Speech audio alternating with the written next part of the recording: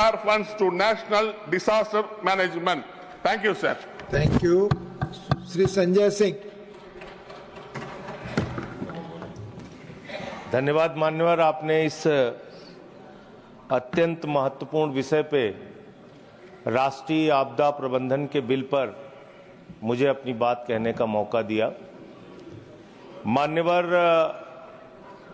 जब देश में कहीं भी राष्ट्रीय आपदा आती है तो उसमें केंद्र सरकार का रोल, राज्य सरकार का रोल, तमाम सामाजिक संस्थाओं का रोल, राजनीतिक पार्टियों का रोल और एक एक व्यक्ति की भूमिका महत्वपूर्ण हो जाती है, वरना आप राष्ट्रीय आपदाओं से निपट पाना बहुत मुश्किल होता है। मान्यवर, मैं आज हाथ जोड़ के विनती करूंगा, कम से कम ऐसे विषय पे बोलाबाली न किया जाए, टोका टाकी न किया जाए। प्लीज प्लीज आप बोले, ये ठीक नहीं है। मान्यवर, हर व्यक्ति के जीवन के कई पहलू होते हैं, सामाजिक, राजनीतिक, और मैं ऐसी घटनाओं का न सिर्फ न्यूज चैनल पे, टीवी पे गवाह रहा हूं, बल्कि जाके ऐसी घटनाओं के वक्त में काम किया हूं। मेरी शहीद चंद्रशेखर आजाद जी के नाम पे एक संस्था थी, आजाद समाज सेवा समिति। उस वक्त भुज का भूकंप आया था मान्यवर, और उसमें जो घटना हुई थी बहुत ही पीड़ादायक कि 26 जनवरी का दिन था, बच्चे गणतंत्र दिवस का जुलूस लेके निकल रहे थे और भूकंप आया, उसकी चपेट में बहुत सारे बच्चों की मौत हो गई थी। जॉर्ज फर्नांडिस साहब उस समय रक्षा मंत्री थे, जॉर्ज साहब एनडीए के संयोजक थे और उन्होंने उस समय बयान दिया था, रक्षा मंत्री भी थे संभवतः, उन्होंने बयान दिया था कि 1 लाख लोगों की मौत हुई है। बहुत बड़ी घटना थी, बहुत बड़ी त्रासदी थी मानवर। अब ये समझ में नहीं आ रहा था कि उसमें हम लोगों की भूमिका क्या हो सकती है। एक उत्तर प्रदेश के सुल्तानपुर के छोटे से जिले में रहने वाली छोटी सी संस्था के किसी कार्यकर्ता की भूमिका क्या हो सकती है।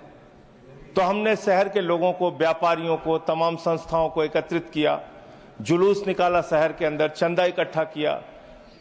अब आगे सामग्री की क्या जरूरत है वहां, क्योंकि बहुत सारी सामग्री, गुजरात में उस वक्त खबरें आने लगी कि पूरे देश और दुनिया से बहुत सारी सहायता सामग्री वहां पे पहुंचने लगी, और ये भी खबरें आने लगी कि उन सामग्रियों का सही रूप से सदुपयोग नहीं हो पा रहा है। हमने हेल्पलाइन खोजा कि कहां से बात की जाए जिससे उनकी मदद हो सके। अहमदाबाद की एक संस्था मिली, कच्छी जैन सेवा समाज। कच्छी जैन सेवा समाज के लोगों से मैंने संपर्क किया, उन्होंने कहा यहां पे टेंट की जरूरत है, ज्यादा से ज्यादा टेंट लेके आइएगा, और कुछ कुछ चीजें उन्होंने लिस्ट दी, बाल्टी लेके आइएगा, इस तरह की चीजें उन्होंने, जो जरूरत थी उस तरह की चीजें उन्होंने लिख के दिया। उस वक्त मुझे याद है मैं कानपुर गया, कानपुर से वहां से त्रिपाल वगैरह इकट्ठा करके, जो उनको जरूरत थी, टेंट की जरूरत थी, वो सारी चीजें इकट्ठा करके, और रेल मंत्री उस समय ममता जी थी, उन्होंने एक बहुत अच्छा ऐलान किया था कि जो भी व्यक्ति गुजरात के भूकंप में सहायता के लिए जाना चाहता है उसको कोई टिकट का किराया नहीं लगेगा, और जो सामग्री लेके जाना चाहता है वो सामग्री वहां पर लेके जा सकता है लोगों की मदद के लिए। तो हम लोगों ने अपना एक जत्था तैयार किया, 10-20 लोग तैयार हुए कि हम जाके खुद से काम करेंगे। हमने अपनी टीम के साथ वहां पे हम गए, और जो उस समिति के साथ, कच्छी जैन सेवा समिति के साथ मिलके जो वहां मदद हो सकती थी वो मदद हमने किया। लेकिन जो देखा दृश्य मान्यवर, घर के घर गिरे थे, बड़े बड़े घर गिरे हुए थे, स्कूल गिर गए थे, अस्पताल गिर गए थे, सड़कें टूट गई थी। तो ये ऐसा लग रहा था कि इसमें कभी कैसे ये लोग खड़े हो पाएंगे। आपदा जब आती है उस वक्त का जो दृश्य होता है और जो मदद की जो जरूरत होती है वो अलग होती है, लेकिन उस आपदा के प्रबंधन के खत्म होने के बाद की जो जरूरत होती है, मैं समझता हूं वो बहुत बड़ी जरूरत होती है।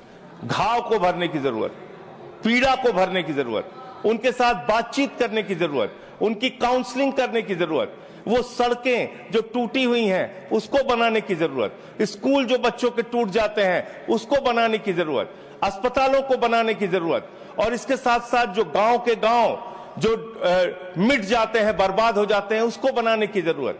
तो उसके लिए मैंने उस वक्त देखा था बहुत सारे संस्थाओं ने जिम्मेदारी ली थी कि इस गांव के प्रबंधन की जिम्मेदारी हमारी संस्था लेगी, इनको बच्चों को पढ़ाने की जिम्मेदारी हमारी संस्था लेगी। इस प्रकार के काम वहां पे बहुत सारे लोगों ने किया था।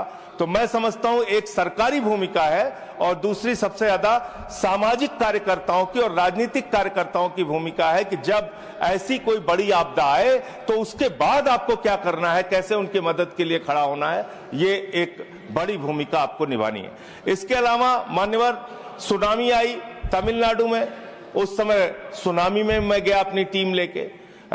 जब उत्तराखंड की आपदा आई, त्रासदी आई, उस समय भी मैं गया अपने आम आदमी पार्टी में उस समय था, आम आदमी पार्टी के कार्यकर्ताओं के साथ गया। कश्मीर में जब बाढ़ की त्रासदी आई तो उस समय फिर आम आदमी पार्टी के कार्यकर्ताओं के साथ मैं वहां की जो त्रासदी थी उसमें लोगों की मदद करने के लिए, उनके साथ खड़े होने के लिए, उनके सुख दुख में शामिल होने के लिए जो कुछ भी कर सकता था मैंने किया। और यहां ही नहीं, नेपाल की भी जब त्रासदी आई मानवर, तो उसमें भी मुझे शामिल होने का मौका मिला। अपनी डॉक्टर्स की टीम लेके, दवाएं लेके वहां भी जाके हमने जाके अपनी, बस 1 मिनट सर, तो वहां पे भी जाके काम किया। मैं आपके माध्यम से सरकार से यही अनुरोध करना चाहता हूं, विनती करना चाहता हूं कि देखिए राष्ट्रीय आपदाएं जो भी होती हैं या इस प्रकार की जो आपदाएं होती हैं उसके प्रबंधन में आपसी आरोप प्रत्यारोप, राजनीति, एक दूसरे पे ब्लेम गेम, इससे कोई फायदा होने वाला नहीं है। बल्कि आप जितना समाज को जोड़ पाएंगे, जितना संस्थाओं को जोड़ पाएंगे, जितना राजनीतिक पार्टियों को जोड़ पाएंगे, जो अधिकतम मदद कर पाएंगे, मैं समझता हूं कि वो वही राष्ट्रीय आपदा को प्रबंधन करने का सही तरीका है। और मान्यवर, मैं फिर दोहरा रहा हूं कि एक तात्कालिक मदद की जरूरत होती है, एक दीर्घकालिक मदद की जरूरत होती है, दोनों पे सरकार को काम करने की जरूरत है। धन्यवाद। Thank you sir.